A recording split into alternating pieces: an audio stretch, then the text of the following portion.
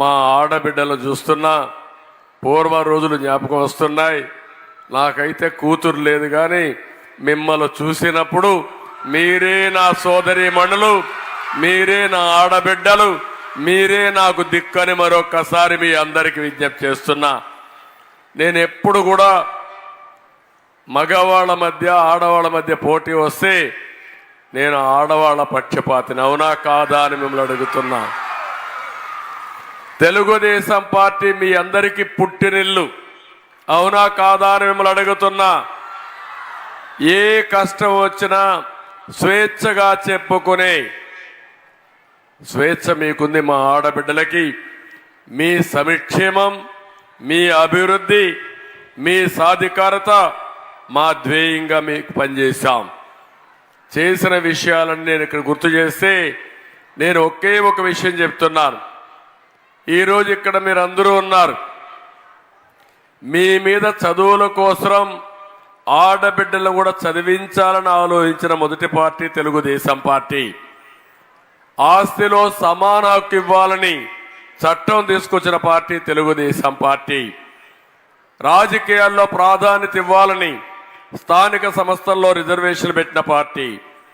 ఉద్యోగాల్లో కాలేజీల్లో 33% రిజర్వేషన్లు పెట్టి ఆడబిడ్డల్ని ఈరోజు చూస్తే ఒకప్పుడు వరకట్నం, ఇప్పుడు రివర్స్ కట్నం ఇచ్చే పరిస్థితికి వచ్చారు. మగవాళ్లే కట్నం ఇచ్చి మా ఆడబిడ్డల్ని సెలెక్ట్ చేసుకునే పరిస్థితి వచ్చిందంటే అది తెలుగుదేశం పార్టీ చూపించిన చొరవ. అదే కాదు, మామూలు మహిళ తెలివితేటలున్నాయని, అసాధారణమైన పనులు చేయగలుగుతుందని డాక్రా సంఘాలు పెట్టాను. ఆ రోజు మీరు చూస్తే అందరూ ఎగతాళి చేశారు, ఇవేంటి కొత్త సంఘాలు వస్తున్నాయని. ఈరోజు 30 ఏళ్ళు అవుతోంది దగ్గర దగ్గర నేను పెట్టిన సంఘాలు. ఈరోజు బ్రహ్మాండంగా రాణించారు. రూపాయి మీరు పొదుపు చేస్తే నేను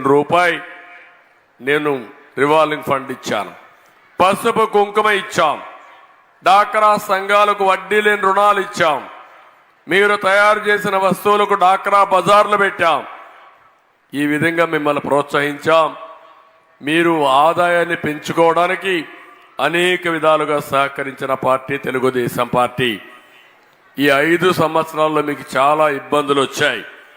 మీ కష్టాలు బాధలు వినడానికి వచ్చాను, మీకు భరోసా ఇవ్వడానికి వచ్చాను.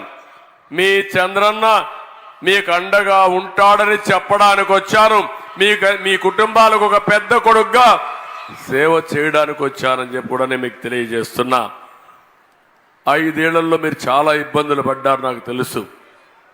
మామూలు ఇబ్బందులు కాదు. మీ జీవితాలు తల్లకిందులైనాయి. చెప్పే మాటలకు చేసే పనులకు పొంతనే లేదు. నేను కొన్ని ఉదాహరణలు కూడా మీకు ఇస్తాను. అందుకే మీ జీవితాలపైన చెలగాటమాడిన ఈ జగన్మోహన్ రెడ్డి, ఇతను ఒక సైకో, మన కష్టాలు పట్టని వ్యక్తి అని కూడా మీకు అందరికీ తెలియజేస్తున్నా. నేను ఒక్క విషయం మిమ్మల్ని అందరిని అడుగుతున్నాను ఇక్కడ. ఏమమ్మా మీ ఖర్చులు పెరిగాయా లేదా? పెరిగాయా లేదా? మీ ఆదాయం పెరిగిందా, ఖర్చులు పెరిగాయా అని అడుగుతున్నా మిమ్మల్ని. ఖర్చులు పెరిగాయంటే చేలిపైకి ఎత్తండి. ఓకే, ఖర్చులకు తగ్గట్టు ఆదాయం పెరిగిందంటే చెప్పండి. ఎవరన్నా వాళ్ళ దగ్గర నేను వినాలనుకుంటున్నాను, నేర్చుకోవాలనుకుంటున్నాను. ఎవరి ఆదాయమైనా మీ ఖర్చుల కంటే పెరిగాయా ఈ 5 ఏళ్లలో అడుగుతున్నా మిమ్మల్ని. ఏమమ్మా నిజమేనా కాదా? ఏంటి కారణం? దద్దమ్మ ప్రభుత్వం, అసమర్థ ప్రభుత్వం, మీ జీవితాలను తలకిందులు చేసిన ప్రభుత్వం, మోసాలు చెప్పి మోసాలు చేసి ఈరోజు మీ అందరిని కూడా మభ్యపెట్టిన ప్రభుత్వం. నేను ఒక్క విషయం మీ అందరికీ చెప్తున్నా. ఏ ప్రభుత్వమైనా సరే జీవన ప్రమాణాలు పెరగాలి. ఇక్కడ మా ఆడబిడ్డలు ఉన్నారు.